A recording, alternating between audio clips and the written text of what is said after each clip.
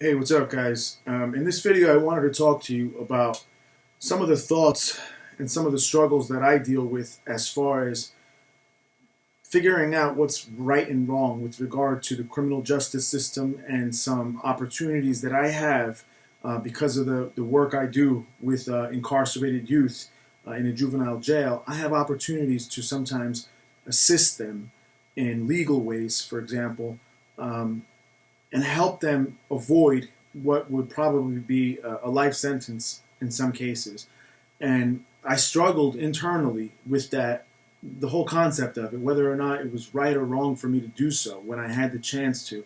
Because on the one hand, I'm thinking this person, killed somebody and there has to be consequence, and I believe in that. I believe in, the punishment must be there.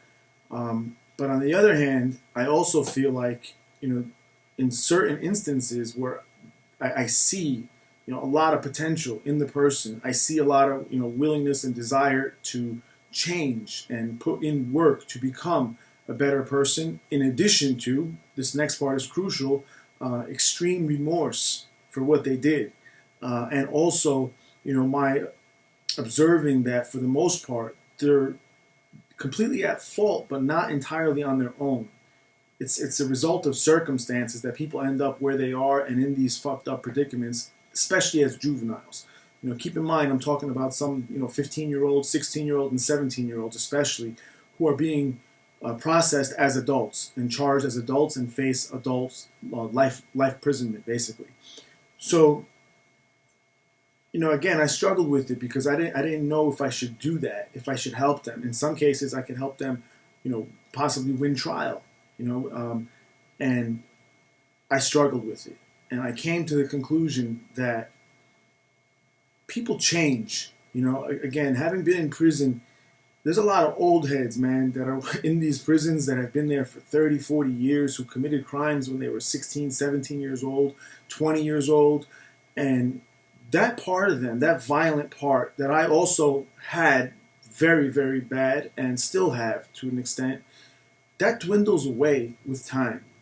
You know what I mean? We're not the same as in our 30s as we were when we were in our teens or in our 20s. You know what I'm saying?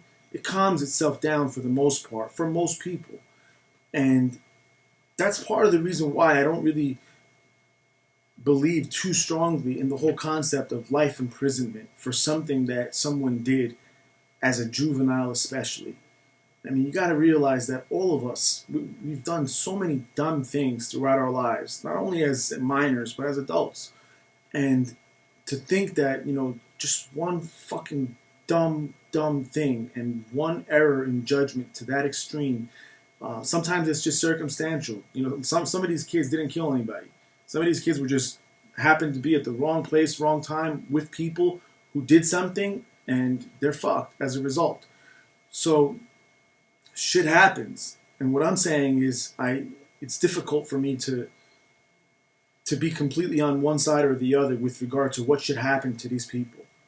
I feel like it's a waste of life in every aspect, and I don't know. I try to put myself in the situation of someone who lost someone,